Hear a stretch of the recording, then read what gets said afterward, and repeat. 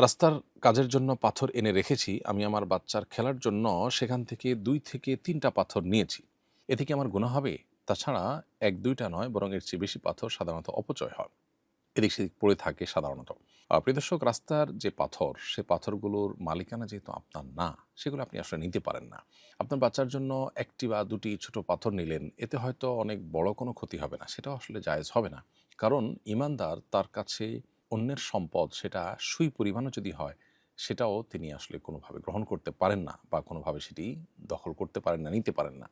রাস্তার সম্পদ রাস্তার। আপনার বাচ্চার খেলার জন্য আপনি এটা আনা জায়েজ হবে না।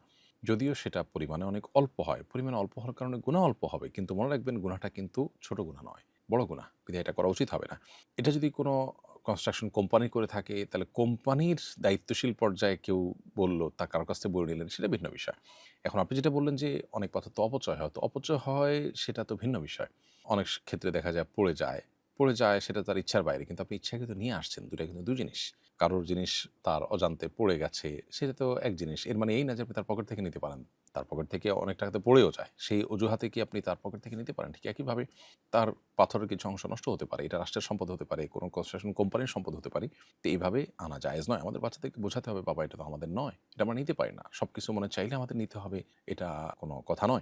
বিধায় বাচ্চাদেরকে সহনশীলতা শেখানো এবং প্রয়োজনে বিকল্প কোনো পথ থেকে সেটির ব্যবস্থা করা আমাদের কর্তব্য। ইমাম মেহরাবে আসার আগেই মুয়াজ্জিন একামত দিলে একামত হবে কিনা? উত্তর হলো হ্যাঁ, একামত হবে, কোনো অসুবিধা নেই। কোরআনের আয়াতে কলম দিয়ে মার্ক করা যাবে কিনা? একান্ত প্রয়োজন না হলে এটা এভয়েড করা উচিত। কোরআনের আদব বা কোরআনের প্রতি যে শিষ্টাচার, তার সাথে এটি যায় না। এবং কোরআনের আয়াতের মধ্যে অন্য কিছু লেখালেখি করলে কোরআন এবং গায়রে কোরআনের মধ্যে সংমিশ্রণের আশঙ্কা থাকে। এই জায়গা থেকে ওলামা কেরাম নিরুৎসাহিত করেন। একান্ত প্রয়োজন হলে শুধু জাস্ট মার্ক করে রাখলেন, সেটি করতে পারেন। যতটুকু করলে কোরআনের শান এবং মর্যাদার পরিপন্থী না হয় এবং দৃষ্টিকটু না হয় এবং কোরআন এবং গায়রে কোরআন মিশে যাওয়ার আশঙ্কা না থাকে, ততটুকু হলে আপনি সেখানে কোনো পাশে কোনো নোট লেখা কিংবা দাগ দিয়ে রাখা, এটা জায়েজ আছে।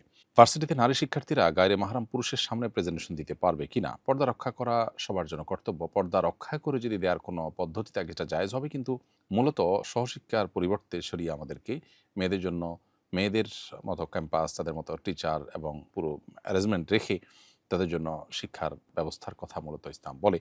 সো সেই জিনিসটা আমাদের করা উচিত। যদি কোনো কারণে এরকম করতে হয়, তাহলে সেক্ষেত্রে শরিয়াই পর্দা মেইনটেইন করে এটি করা যেতে পারে।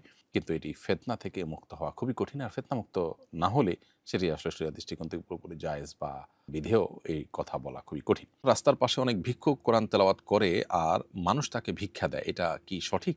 উত্তর হলো যে, কোরআনে কারীমের তেলাওয়াত ইবাদত। আর ইবাদত আল্লাহর সন্তুষ্টির উদ্দেশ্যেই করতে হবে। আপনি কোরআনে কারীমের তেলাওয়াত করছেন যেন মানুষ আপনাকে টাকা দেয়, এটা অবশ্যই গর্হিত কাজ এবং অনুচিত কাজ। বিধায় কোরআনে কারীমের তেলাওয়াত করে ভিক্ষা করার চাইতে আপনি অন্য কোনো কাজ করুন এবং তার বিনিময়ে মানুষের কাছে সহযোগিতা চান। পশ্চিমা পৃথিবীতে মানুষ গান করে, নাচে, এর বিনিময়ে মানুষের কাছে ভিক্ষা চায়। মানে কিছু একটা করলাম, তার বিনিময়ে আপনি আমাকে দেন। তো এটা জাগতিক অন্য বিষয়ের সাথে তুলনা করা যাবে না, অর্থাৎ কোরআনে কারীমের তেলাওয়াতটাকে। কারণ কারীমের তেলাওয়াত তো ইবাদত। এটার করে তিনি আসলে কারো কাছ থেকে বিনিময় প্রত্যাশা করবেন না।